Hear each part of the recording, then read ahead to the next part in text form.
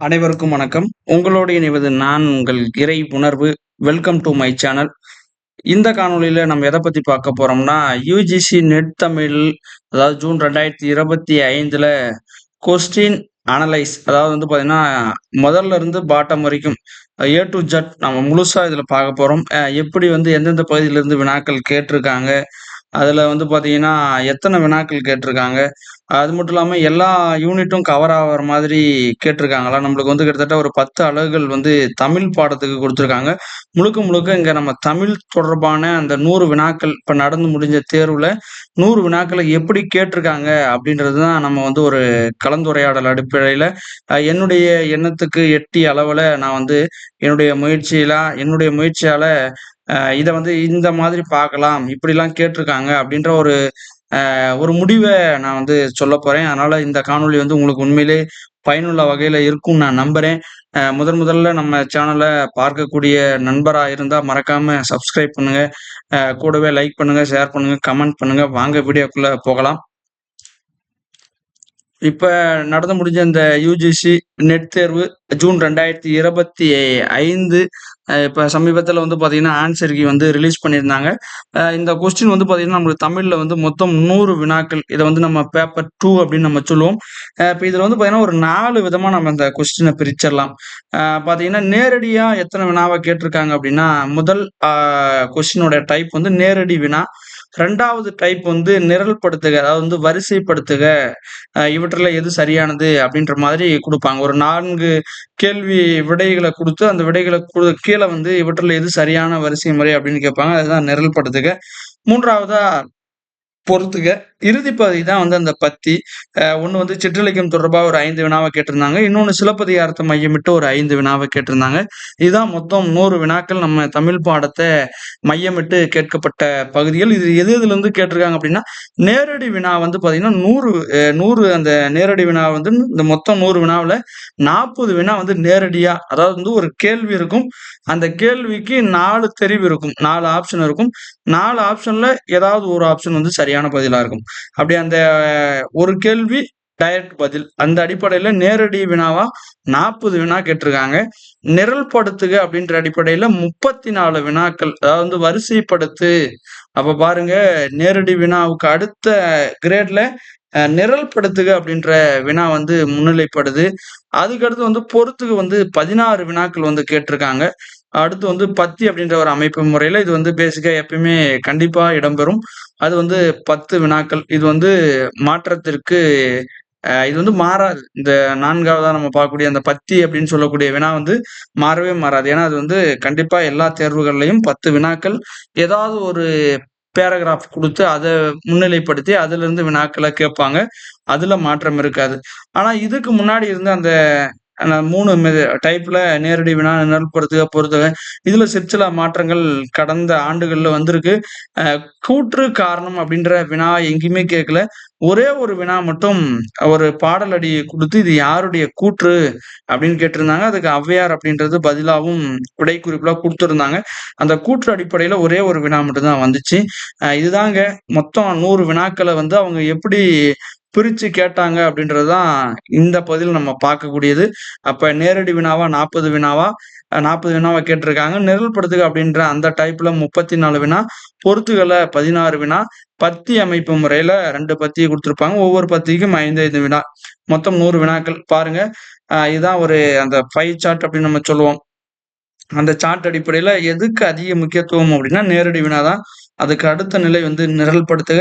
அதுக்கு அடுத்த நிலை வந்து பொறுத்துக. கடைசி வந்து பத்தி. அ இத நம்ம பார்க்குறப்போ எதுக்கு முக்கியத்துவம் தந்திருக்காங்க அப்படின்றத நம்மளால உணர்ந்துக்க முடியும். அ அடுத்த தேர்வுல மாத்தி கூடம் கட்டாயம் கேட்கலாம். அதனால இந்த முறை கேட்கப்பட்ட வினா எதுக்கு முக்கியத்துவம் குடுத்து அப்படின்னா, நேரடி வினாவுக்கு தான் முக்கியத்துவம் குடுத்திருக்கிறத நம்மளால உணர முடியுது. இப்ப அடுத்து நம்ம என்ன பார்க்க போறோம் அப்படின்னா, அ என்னென்ன கேள்விகள் கேட்டிருந்தாங்க? அதை எப்படி நம்ம வகைமைப்படுத்தலாம்? அப்படின்ற அடிப்படையில தான் பார்க்க போறோம். இப்ப நான் ஒரு 2 கேள்வி வந்து பொது அறிவு அப்படின்ற பேஸ்ல நான் கொண்டு போறேன். ஏன்னா வந்து சென்னையில வந்து 1801ல அமைக்கப்பட்ட நீதிமன்றம் எது அப்படின்னு கேட்டாங்க. இத நான் எந்த டைப்புக்குள்ள அந்த 10 அலகுல எதுக்குள்ள கொண்டு போலான்னு என்னால கொஞ்சம் அ கெஸ் பண்ண முடியல. அதனால நான் இது வந்து ஒரு ஜெனரல் நாலேட்ஜ் பொது அறிவு அப்படின்ற அடிப்படையில நான் இந்த 2 கேள்விய முன்வைக்கிறேன். அப்ப இந்த ஒரு கேள்விய நம்ம அப்படி பார்க்கலாம். இன்னொன்னு இஞ்சி என்பதனுடைய பொருள் என்ன அப்படின்னு கேட்டிருக்காங்க. அதுக்கு வந்து இந்த சுவர் அப்படின்றது பதிலாவும் நம்ம பார்த்தோம். அப்ப இதையும் வந்து ஒரு பொது அறிவா நம்ம பார்க்கலாம். இஞ்சி குறித்த செய்தி வந்து பல இலக்கியங்கள்ல சொல்லப்படுது. ஆனா இருந்தாலும் நான் அத வந்து இங்க பொது அறிவு அப்படின்ற அளவிலேயே நான் இங்க வந்து பதிவு செய்யலான்னு நான் விரும்புறேன். அப்ப ஒரு பொது அறிவு சார்ந்த ஒரு 2 வினாவா நம்ம இத பார்க்கலாம். அடுத்து இலக்கணம் தொடர்பா கிட்டத்தட்ட ஒரு 9 வினாக்கள வந்து கேட்டிருக்காங்க. பாருங்க. முதல் வினா, யாப்பருங்கலக்காரியை எழுதப் பெற்றுள்ள யாப்பு வகை என்ன? இது வந்து முதல் வினா. அல்வழியில் ரகரமாய்த் திரியும் சொற்களை நன்னூல் நூற்பாவழி நிரல்படுத்துக. இது 2வது வினா. 3வது, பாட்டியல் நூல் ஆசிரியர். இத 2த்தையும் பொருத்தி பார்க்கணும். 3வது வினா, கல்லாடர். இவர பத்திய ஒரு கருத்து. இவர் என்ன செஞ்சாரு அப்படின்றது. ஏன்னா வந்து இவர் யாருடைய காலத்துக்கு அடுத்து வந்தாரு அப்படின்றது தான் அந்த ஒரு 4 பொருண்மை இருக்கும். நச்சினாருக்கு நேருக்கு வந்தாரு, பிரயோக விவேக ஆசிரியருக்கு இடைப்பட்டவர் அப்படின்லாம் குடுத்திருப்பாங்க. அந்த பிரயோக விவேக ஆசிரியருக்கு இடைப்பட்டவர் தான் சரியான பதிலா விடை குறிப்புல குடுத்திருப்பாங்க. அடுத்து வந்து பார்த்தீங்கன்னா, ஹார்ட் அ தம்லிக்கா அப்படின்னு சொல்லக்கூடிய தமிழ் இலக்கண நூல லத்தீன் மொழியில எழுதியவர் யார்? இது 5வது வினா. 6வது வினா, தொழிற்பெயர் போல உகரம் பெற்று முடியும் நகர ஈற்று சொற்களை தொல்காப்பிய எழுத்ததிகார நூற்பாவழி நிரல்படுத்துக. 7வது வினா, பன்னிரு பாட்டியலில் கூறப்படும் பொருத்தங்களின் எண்ணிக்கை. இது 7வது வினா. ஆ 8வது வினா அங்க தவறுதலா இருக்கு. அந்த வரிசை முறையில சில குழப்பங்கள். 8வது வினா பாருங்க. அக கைக்கிளை, அகப்பெருந்திணை, அகப்புற கைக்கிளை, அகப்புற பெருந்திணை என்பன நம்பியுக பொருளில் எவ்வியலில் விளக்கப் பெறுகிறது. இது 8வது வினா. 9வது வினா, இலக்கண சூடாமணி அப்படின்ற நூலை இயற்றியவர் யார்? இது வந்து 9வது வினா. 10வது வினா, மருட்கை என்ற மெய்ப்பாடு தோன்றுவதற்கான நிலைக்களன்கள். இது 10வது வினா. 11வது வினா, வண்ண சினைச்சொல்லில் இடம்பெறுவன.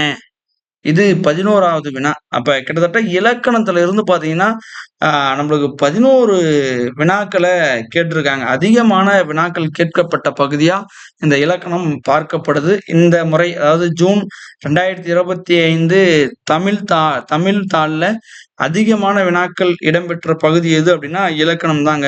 11 வினாவ வந்து கேட்டிருக்காங்க. அந்த வரிசை முறையில கொஞ்சம் தவறுதலா இருக்கு. இலக்கணத்தை அடுத்து வந்து பார்த்தீங்கன்னா, காப்பியம் தொடர்பா நம்ம பார்க்க போறோம்.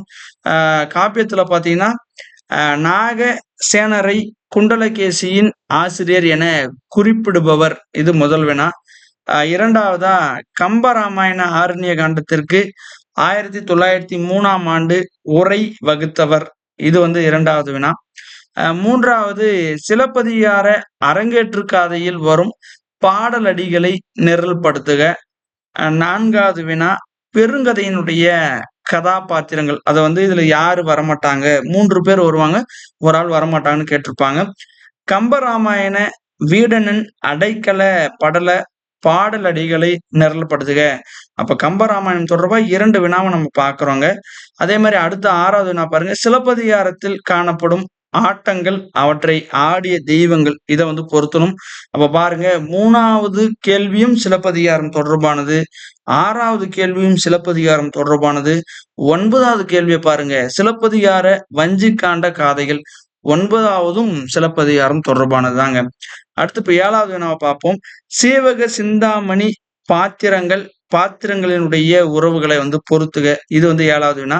8வது வினா வந்து அந்தகன் படலம் இடம்பெற்றுள்ள காப்பியம். இது வந்து 8வது வினா.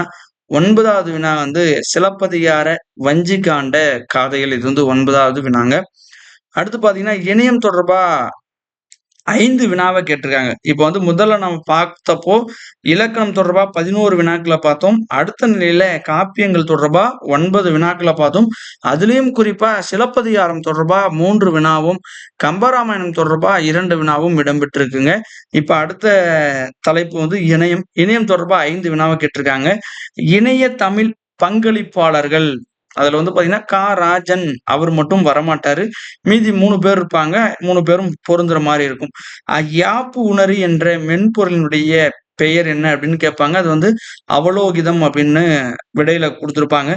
உயர்கல்வி ஆராய்ச்சியில் கருத்து திருட்டினை கண்டறியும் மென்பொருள்களை அவரை மென்பொருள்களை அவரை உருவாக்கப்பட்ட கால அடிப்படையில் நிரல்படுத்துக. அந்த மென்பொருள எந்தெந்த காலத்துல உருவாக்குனாங்க அப்படின்றத, அத வந்து நம்ம கால வரிசை அடிப்படையில நிரல்படுத்தணும். அங்க கொஞ்சம் வந்து விடுபட்டிருக்கு. அடுத்து 4வது வினா, இணைய இணைப்பு அதனுடைய விரிவாக்கம். அது வந்து லேன், மேன் அப்படிலாம் குடுத்திருப்பாங்க. அதனுடைய விரிவாக்கத்துல குடுத்திருப்பாங்க. இத வந்து நம்ம பொருத்தணும். 5வது வினா 2016ல் 15வது தமிழ் இணைய மாநாடு நடந்த இடம் எது அப்படின்னு கேட்பாங்க. அது வந்து காந்தி கிராமிய பல்கலைக்கழகம். இணையம் தொடர்பா 5 வினாக்கள கேட்டிருக்காங்க. அடுத்து நூலினுடைய ஆசிரியர். அந்த ஒரு நூல குடுத்து இதனுடைய ஆசிரியர் யாரு அப்படின்ற அடிப்படையில இந்த வினாவ நம்ம பார்க்க போறோம். தமிழர் இசை என்ற நூலின் ஆசிரியர் யாருன்னா ஏ.என். பெருமாள். அடுத்து வந்து கதிரை வேற்பிள்ளை சரிதம் அப்படின்ற நூலை எழுதி வெளியிட்டவர் யார் அப்படின்னா திருவிக்காவா குடுத்திருப்பாங்க விடை குறிப்பு. அப்ப இந்த 2 வினா வந்து நூலினுடைய ஆசிரியர் யார் அப்படின்ற அடிப்படையில கேட்டிருக்காங்க. அதுக்கடுத்து சங்க இலக்கியம் தொடர்பா கேட்கறாங்க. சங்க இலக்கியம் தொடர்பா பார்க்கிறப்போ 7 வினாக்கள் வந்து சங்க இலக்கியம் தொடர்பா இருக்கு. அதுல முதல் வினா பாருங்க. ஐங்குறு நூற்றின் நெய்தல் பத்துக்களை நிரல்படுத்துக. அந்த தாய்க்கு உரைத்த 10 தான் முதல்ல வரும். ஐங்குறு நூற்றின் நெய்தல் பத்துகளை நிரல்படுத்துக. அடுத்து வந்து பாத்தீங்கன்னா, விளர்ப்பு என்னும் பழந்தமிழ் சொல் இடம்பெற்றுள்ள நூல் எது அப்படின்னு கேட்கறாங்க. 2வது வினா. அது வந்து புறநானூறுல இடம்பெற்றிருக்கு. அடுத்து 3வது வினா, யாழினுடைய உறுப்புகள் 3வது வினா. 4வது வினா, தமிழ் பட தமிழ் பட பல்கலைக்கழகம் வெளியிட்டுள்ள அங்க தவறுதலா இருக்கு. தமிழ் பல்கலைக்கழகம், தமிழ் பட இல்ல, தமிழ் பல்கலைக்கழகம் வெளியிட்டுள்ள சங்க இலக்கிய சொல்லடைவு என்கின்ற அடைவினுடைய தொகுப்பாசிரியர் யாருன்னு கேட்டிருக்காங்க. 5வது வினா, ஊரால் பெயர் பெற்ற சங்ககால புலவர்.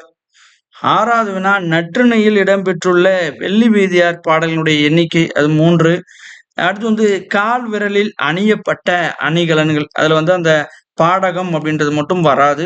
மீதி 3ம் வரும். அந்த பீலி, அடுத்து வந்து பார்த்தீங்கன்னா, காலாளி இது வரும். இன்னொரு ஆப்ஷன்ல 1 வரும்.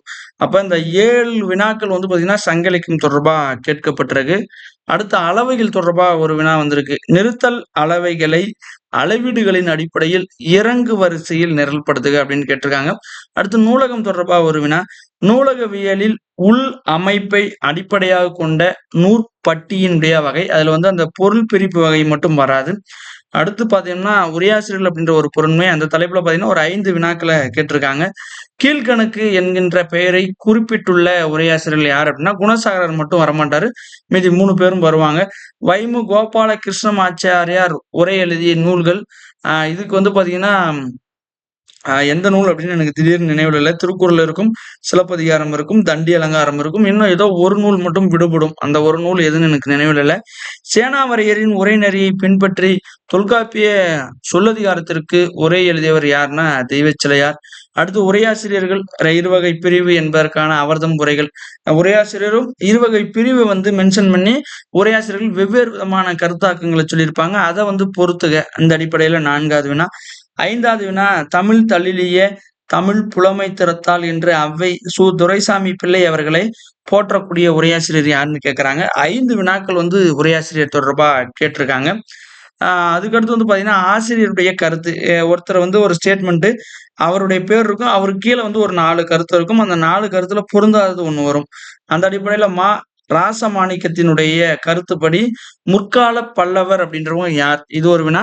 அடுத்து வந்து தேப்போ மீனாட்சி சுந்தரனார குடுத்து அவர் வந்து எதுல வரமாட்டாரு அப்படின்னா, அந்த மதுரை பல்கலைக்கழகத்தினுடைய துணைவேந்தரா ஒரு அந்த தெரிவு மட்டும் வராது. மீதி இருக்கக்கூடிய 3 தெரிவுகள் வரும். உயர்தனி செம்மொழின்னு சொல்லியிருப்பாரு. அடுத்து வந்து பார்த்தீங்கன்னா, தொழிற்சங்க தலைவரா இருந்திருப்பாரு. விடுதலை போராட்ட வீரரா இருந்திருப்பாரு. அப்ப அதுல அந்த மதுரை பல்கலைக்கழகத்தினுடைய துணைவேந்தர் அப்படின்ற அந்த ஒரு நிலைப்பாடு மட்டும் வராது. அடுத்து பார்த்தீங்கன்னா, நீதி நூல்கள் தொடர்பா ஒரு வினா வந்திருக்கு. நீரினும் நுண்ணியது நெய் என்பர்.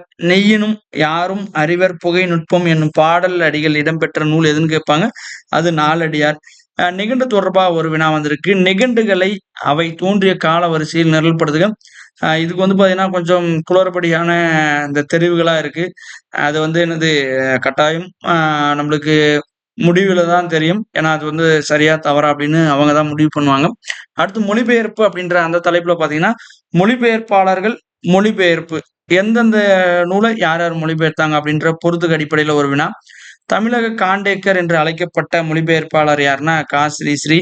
அடுத்து பாவண்ணன் கன்னடத்திலிருந்து தமிழுக்கு மொழிபெயர்த்த நாடக நூல்கள். அதுல ஒரு நூல் வந்து வராது. அத நம்ம வந்து ரிமூவ் பண்ணணும். அப்ப 3 வினா வந்து மொழிபெயர்ப்பு தொடர்பா வந்திருக்கு. அடுத்து நாட்டுப்புறவியல் சார்பா நம்ம பார்க்கிறப்போ, பெரிய எழுத்து கதைப்பாடல்கள், அதனுடைய பதிப்பாசிரியர் இது 2த்தையும் பொருத்தணும். 2வது வினா வந்து காரல் மார்க்ஸ் விளக்கும் மனித சமூகத்தின் வளர்ச்சி நிலைகள நிரல்படுத்துக. 3வது வந்து மெக்கன்சி சுவடிகளில் குறிக்கப்பெறும் தமிழக பழங்குடியினர். இது 3வது வினா.